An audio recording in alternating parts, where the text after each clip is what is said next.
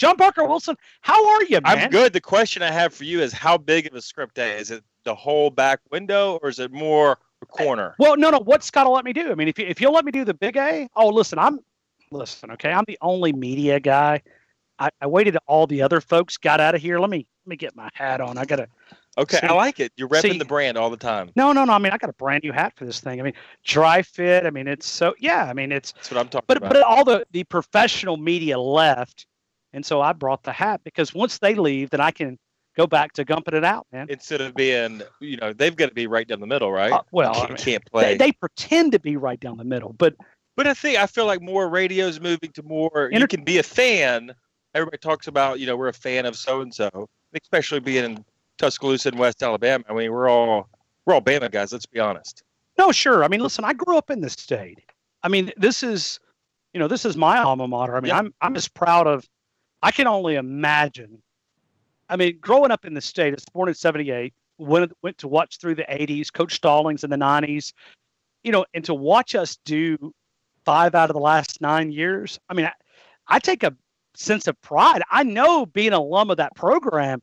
I mean, you have to look and say, man, I helped lay that foundation. 100%. That's what it's all about for us, is carrying on the tradition that was built way before us, and then it's going to be there way after us. And to be a small part of that is pretty awesome. I love your shirt. Yeah. So yeah, I've been working with Scott. I'm more of a forerunner guy. I'm on my third forerunner now. Okay. And just keep buying them because they're such good cars. And the guys at Tuscaloosa Toyota, I think do it better than anybody else, especially with their one price, one place thing. You don't have to worry about going in there and negotiating and doing all that stuff that nobody likes to do. Just go in there, get the best price, and buy a good quality car. It just takes a lot of stress out of buying a vehicle. I mean, you literally walk in.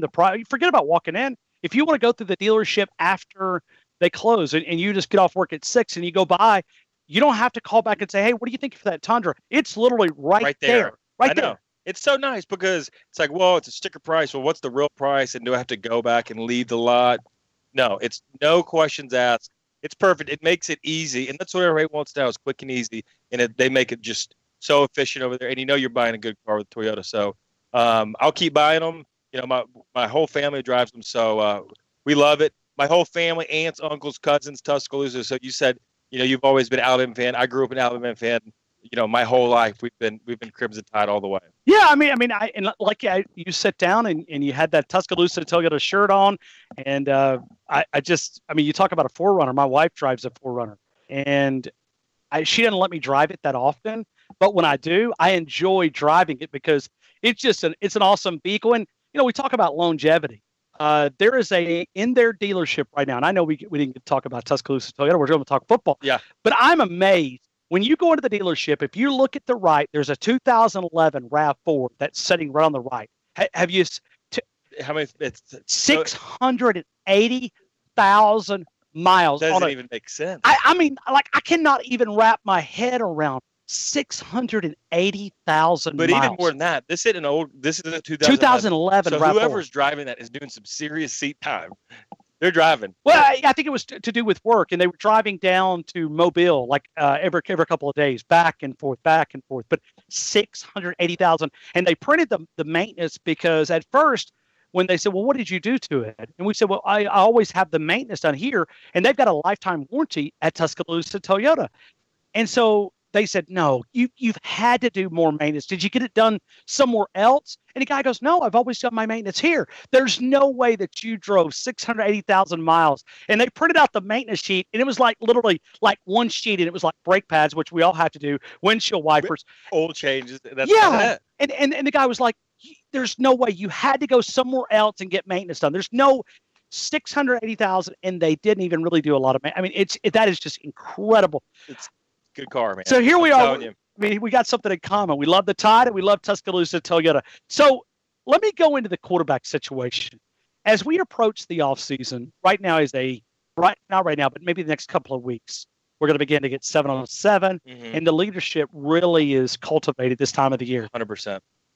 So this is a big time for quarterbacks, and I think it was this time 2 years ago when Jalen won the team. And, Coach Saban's pretty vocal about saying, I don't really choose a starting quarterback. The players and the team choose it for us. I think it's a little different now. We've got Jalen, who is a tremendous leader, and after 2 years, we've seen what he's capable of. And I think we're in a great situation in Alabama. We've got 2 or 3 good quality quarterbacks, and it's not really just a quarterback. It's at a lot of positions. It's who's going to get the starting touches at running back. I mean, we've got depth at many different positions.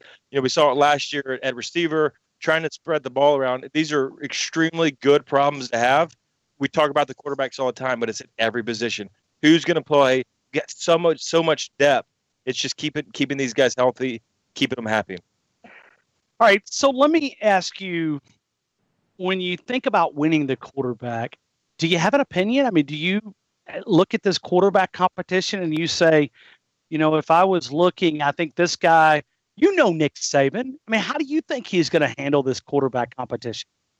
I don't know, because it's such a different dynamic now. We've had Jalen, who's been so successful, and his record's 24-2. 26-2. 26-2. So think about that. That's more than most people have wins in their whole career, and he had it in 2 years. But then you have Tua, who came in and took over the second half of the national championship game and brought us back in overtime. It's a tough position, but I kind of go back to saying it's a good position. And I think Coach Saban, throughout his tenure at Alabama, it doesn't matter if you're a fifth-year senior or you're a true freshman. He's going to put the best guy on the field. It doesn't matter. He doesn't care what any of us think or what anybody else thinks.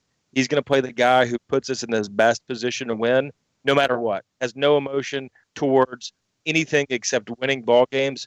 And maybe it's both quarterbacks. I don't know, but I think it'll go deep into training camp. We probably won't name a starter before whoever runs out there for the first game.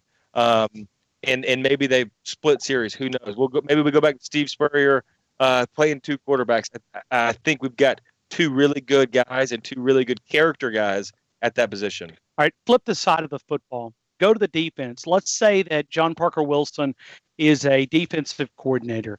How would you like to prepare for both of those quarterbacks, not knowing when Nick Saban is going to throw them at you? You don't know at what point, but you've got to compare for really 2 different styles. 2 different offenses. You're preparing for 2 different offenses if both those guys are going to play. Jalen, we know what he's been able to do running the ball, and super dynamic when he gets the ball, gets it moving downfield. And he's put up numbers. He's put up production at the offensive position since he's taken over. We've scored, we're averaging 30, 35, 40 points a game since he's been back there.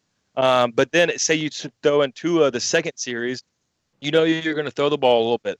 You're going to throw it more. You're going to have more down the field passes. So, if I'm a coordinator, I don't care who's playing. I just want to see one guy, because you can prepare for one. Preparing for 2 is extremely tough. Go back to the 2nd and 26. I want to go back even to the sack. Mm-hmm. What do you think's going through Nick Saban's mind when he gets sacked and goes down? Because I'm going to tell you something that Nick Saban said in a private function, but I'm going to release it because he's somewhere else. He's on the golf course. So he's not going to be able to hear this. Yeah. But what do you think was going through Saban's mind when Tua goes down the first in overtime, takes the sack, and then I'm going to tell you something Saban said that Tua told him. I'm thinking he's got to saying, okay, we got to get back to third manageable right now.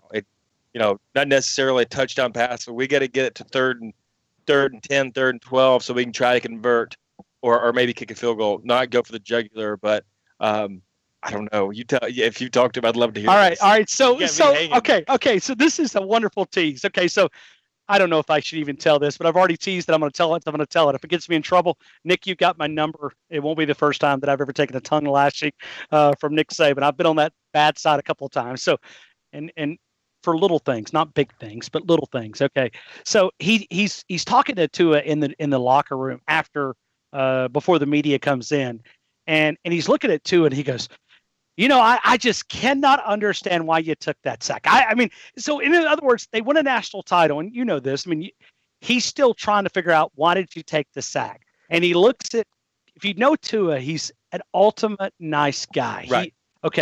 He says, Coach, don't get stressed out. I was just trying to give us more room to throw the football. Tua literally said that to Nick Saban. It's a good answer. I don't know if it's true. I don't know if he meant to do it. Okay, right. After the fact. Right. And then Saban looks at him and goes, that blank is not funny, Tua. but it was kind of a good story. But no, Nick Saban shared that at a private function. Yeah. That literally Tua told him, he said, "Coach, don't get stressed out. Well, that's just like, I was just trying to give us more room to throw the football." It makes perfect sense. He throws an interception, and then you can see it on tape. He goes and pats Coach Saban on the backside like, "Hey, I got this. We're fine, guys." Well, he apologized to him. Yeah. Yeah, he said, "Coach, I'm sorry for throwing that interception." But even Coach Saban has told us in media meetings, he said, Tua is making me be like more polite. He said, when somebody asks me how I'm doing, I'm saying, "Oh, I'm doing fine. Thank you for asking." How are you? Yeah, exactly. He said, because I've never been that way. He said, Tua's like teaching me politeness, which, I look at it because you think about Jalen taking Alabama to a championship game, his leadership that he showed us as a freshman. Mm-hmm. I wonder if Tua did not come in with that personality. Right. Because he didn't want to come in and dethrone the leader. Yeah. He came in and knew his role, prepared, and when the opportunity called, he was ready. And I think that gets respect from his teammates. Definitely. And I think both of those guys, look, the way Jalen handled himself after the game was you couldn't have sat there and wrote in the script any better than how Jalen handled it. And I think truly they're pulling for each other. A lot of times you might have a guy that wants the other guy to fail so he can go in there and go play. I don't think that's the case with them. I think they're pulling for each other. They're just super class act guys that rubs on the rest of the team. And quite frankly, makes everybody else better and a better person. So did you ever apologize to Nick Saban after throwing an INT? No, I think we had different conversations. It was still early now. We were building the roads back then. It was early. Oh, man. Wow. I mean, I can only imagine. We're talking to John Parker Wilson here at the Reaches Tradition, the golf tournament in Birmingham, Alabama. As we're getting ready, they participated in a pro-am. Who's a better golfer out of all the quarterbacks from Alabama out there? So it was me and Greg to start the day, and then Brody and Jay, because me and Greg play a little bit more golf. Brody was a sneaky dark horse though. Came out, hits it a super long way. But it was fun out there because we've never really played together, all four of us. And it was a different format because it was our team versus everybody else. So we're helping each other line up putts and read it. And Jerry Pate was our pro, great Bama guy. So we were all pulling for each other. It was different. It was fun. And just a great day out there with a lot of Bama fans out there supporting us. So, but if we're going stroke for stroke, I think it'd be me and Greg neck and neck at the end. He's been playing a lot of golf though. He's been probably getting a little bit of off time. Yeah, he's in the down. And he's back in Birmingham, right? He's moved back. Yeah, he's back in Birmingham. So actually plays golf out here at Greystone. He's a downtime. So I could really get at him, October, November when he's in the thick of the season. So where do you win? Do you win on the greens or is it the drive? Is it the iron game? How do you? Me personally? Yeah, for you. I can get off the TOK. It's the 150 in. I think is what separates the good players from great players, and I'm a great scramble player, but not necessarily my own ball too much. All right, so here we go. I got some inside information. I text John Parker's brother-in-law, and I said I need a couple of really good questions for John Parker Wilson. If folks may not know, Will Lowry's a guest on our show, married John Parker's younger sister. Correct. Yeah. So I said I need a couple really good insight. Nothing really. I mean, it's easy stuff. Okay. Yeah. All right. So he said his senior year, 2008, he played for Jim McElwain in his first year at Alabama. Went 12-0 before losing to Florida. I'd ask him about Coach Mack. Let's stop there. Talk about Coach Mack and ultimate guy. We love him in Tuscaloosa. Guy's guy. Awesome, as good as it gets. Wish I had it more than just 1 year. Just really changed our program, changed the offense, was able to stay there for a few years after. But, man, he was as good as it gets. I think teaching the position, understanding the quarterback position, and all the other stuff that goes along with playing it, and still a good friend to this day. So that's the kind of guy he was. What do you think, in your opinion, and this is always hard for me to chew on because I thought he would come out of Colorado State. I thought he would go to Florida. And I know a little bit more than maybe I should. I don't think he got the support from internally, and that's just me talking. Okay, it's not Mac talking, but I can read it. I mean, I can see exactly that they didn't give him, like Nick Saban came in. He was the big dog on campus from day number one. He took over charge. And I don't know. I think Mac wanted to do that, and I'm not sure they were willing to give him the reins. what do you think went wrong from a football scheme standpoint? I mean, did you see something there? Nothing for the scheme thing. I just think, he was the coach at Colorado State coming in, and I think it was different than when Coach Saban came to Alabama, because Coach Saban had a national championship already under his belt, so his respect was laid out well before him. And that's the thing about being the head coach.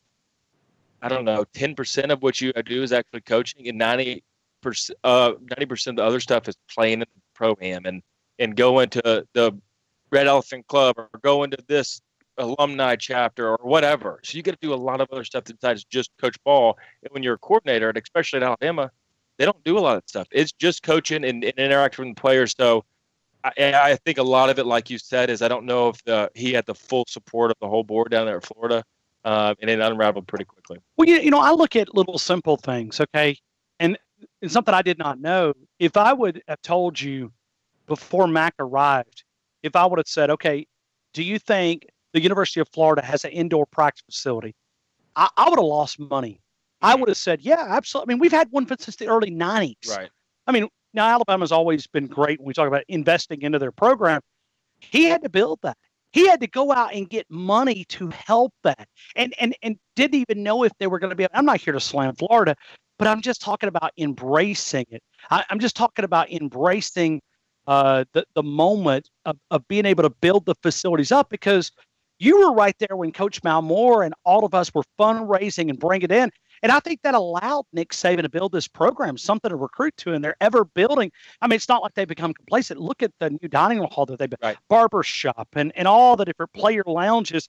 You have to, in this arms race, if you stop, someone else is going to surpass you. Definitely. And I think the Alabama University, the program, from Malmore to now Greg Byrne, is doing such a great job of maintaining those facilities, maintaining the culture. Look, this was, like I said earlier, built way before us, and you have to always be evolving.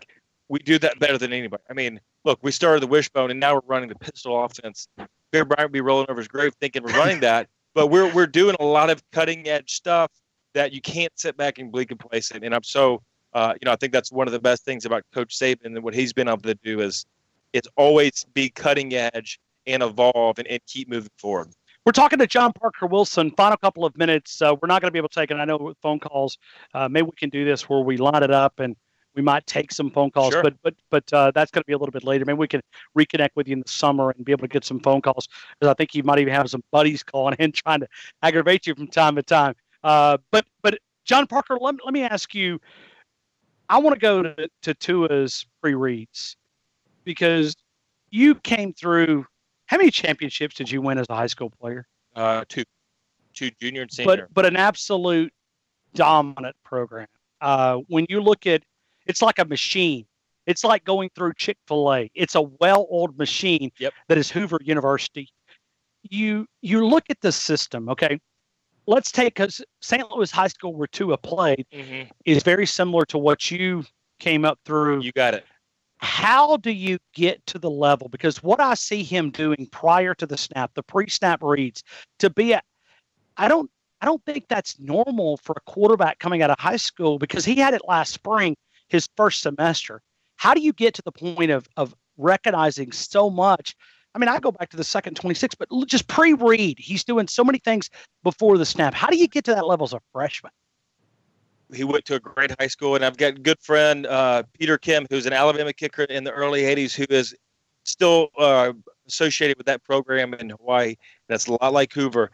And if you've read Malcolm Gladwell's book, he talks about you have 10,000 hours to be an expert at something.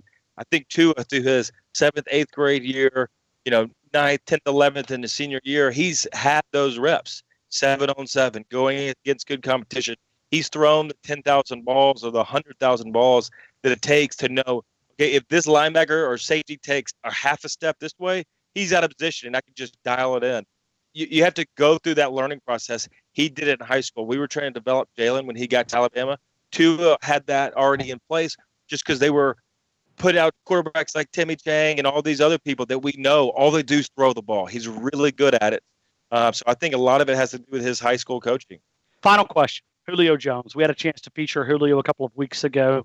I called him the most important recruit in the Nick Saban era, because he committed Alabama you look at what you committed to Alabama. I know you grew up in the state, but it's much easier to commit to Nick Saban now. Right. When you talk about 5 out of the last 9, you're going to walk out with some jewelry.